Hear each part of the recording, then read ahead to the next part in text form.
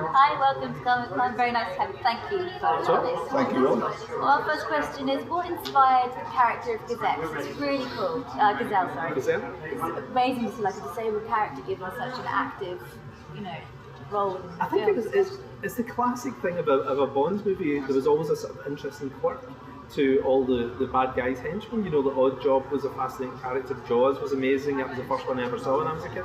And I always liked the idea of something just visually cool and interesting, And it's true, like disability is something that's often seen as a negative in films, isn't it? Where somebody's a kind of victim. And the idea of the most badass person in the movie having some kind of disability is amazing. And it was a man in the book. It was a big ex-army black guy in the book. Here it is a woman who is rather Gazelle-like, I guess. But I like that as well. What could be a disability for it is the most powerful weapon, and you certainly see it put to good effect in the movie. It makes for very exciting action. Yeah. And she's amazing. She brings, Sophia, the actress, that just brought such a level as there was a softness to it. It was really weird because when it's a man that's playing that part, he's just like quite brutish, wasn't he? Like in the book, he was just henchman number one almost, wasn't he?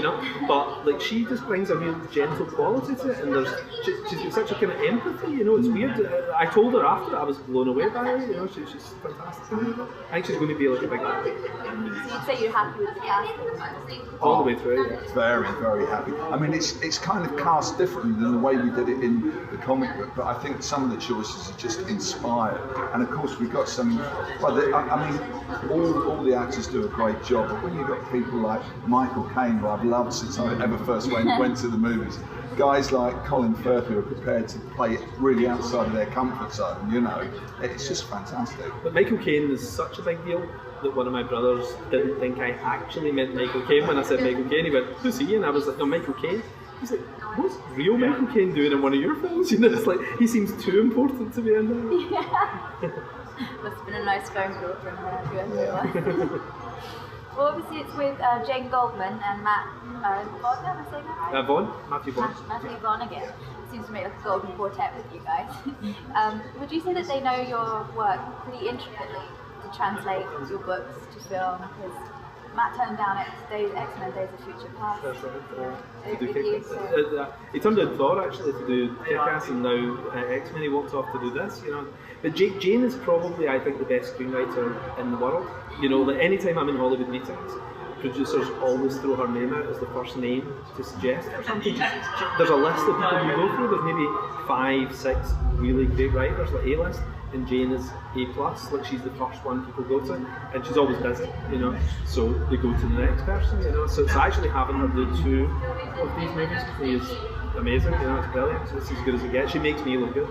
Yeah, I think she shows such an understanding of comics in particular, and she translates them so wonderfully to the screen, and always enhances the material, I think, she is quite phenomenal.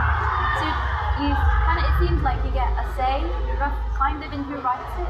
Well, as producers, it's different from the old days. Like the guys who created Superman obviously had no connection to the Hollywood side of things. They were gone by 1943 or whatever and weren't involved.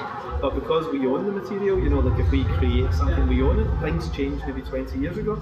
So it's kind of like J.K. Rowling's relationship with Harry Potter. All modern comic book creators have that relationship with the material. We own the rights, so we can stop the movie happening. We have control over who comes in. There's a director, for example, who wanted to do one of my things recently, and I was like, and killed the project, which sounds insane, but I just didn't want it to be made with somebody who I didn't feel was right for it. It was a comedy director who was going to be doing something dramatic, and but then I'll just start it up somewhere else with the guys. So we're in a nice position compared to the guys who did our jobs 50 years ago. And I think the studios are beginning to see the wisdom of actually going back to the guys who originated the material and going back to the kind of stories that initially made things like Superman or Spider-Man, Captain America so successful in the first place. And a lot of these ideas have survived the test of time because they're really good ideas. And I think the studios have have long since begun to appreciate that. They were never taken seriously, were they? And then you kind of get like the Iron Man film that comes out and you say, oh. Now they're a third of Hollywood's takings. It's comic book adaptations are a third of Hollywood's grosses. It's absolutely insane, isn't it? There's such a tiny number of movies every year, it's less than 10 a year, but the box office is off scale, and it isn't shrinking. Like, I remember in 2005 sitting in a meeting with Universal, and they were adapting a book of mine called Wanted at the time with Angelina Jolie, and they were saying, well, we feel the whole superhero thing is probably getting another 2 years in it, and that was in 2005, but it's just getting bigger all the time, and next year's a bumper year. There's Avengers 2, you know, the Superman, Batman, and everything. And I think that's because kind of comic book heroes have expanded. You know, there are themes that touch on, say, in Mark's Kick-Ass, or you've seen in the latest Marvel movies that were never quite touched on in the comics. So they're kind of growing with the audience as well and exploring the complexity. From a very strong base, they're exploring the complexities. And I think that keeps people interested. Yeah. Well, particularly with Kingsman, there's a really interesting theme of class divide throughout the story. A London tram, as you put it, is practically thrown into an Etonian-style spy club. Is that exemplified because Colin Firth is playing Harry Hartland and Jack London, or was that something you always wanted? Oh, it was always a plan, yeah. I mean, it was the idea of bringing the two Britons together in one story, because we all know the poor Britain story and we all know the rich Britain story. I don't think is there ever anything that's taken that Ken Loach world and that Downton Abbey world together. You know? So I don't think I've ever seen it before. No. So that was always the plan. That was the playing the class thing.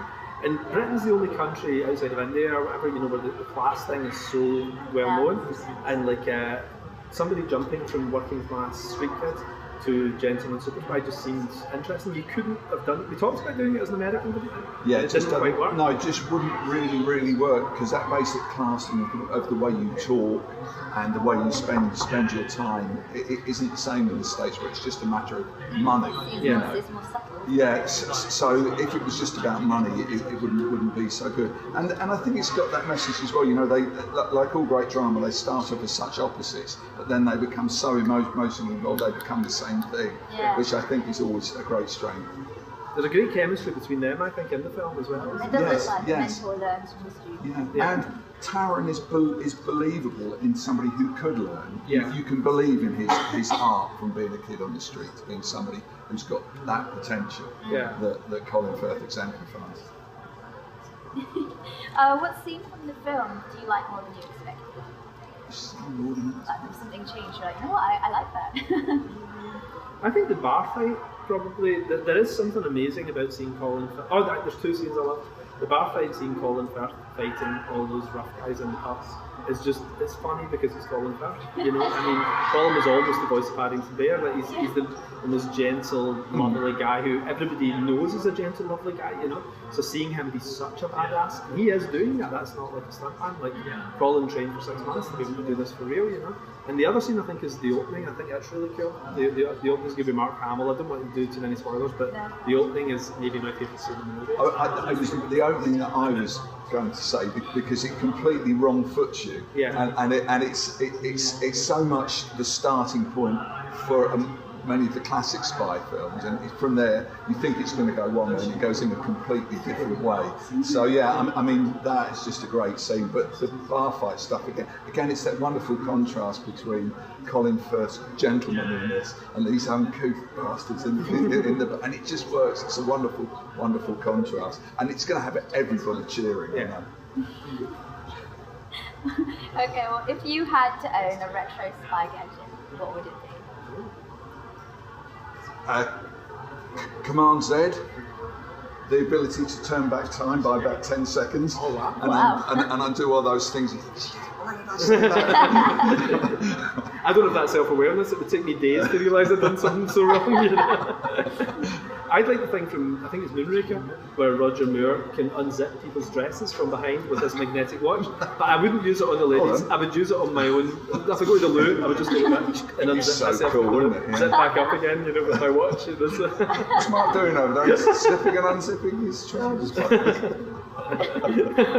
well, thank you very much for taking time to do that with us. You're very welcome. Thank you. Jokes. Thank you.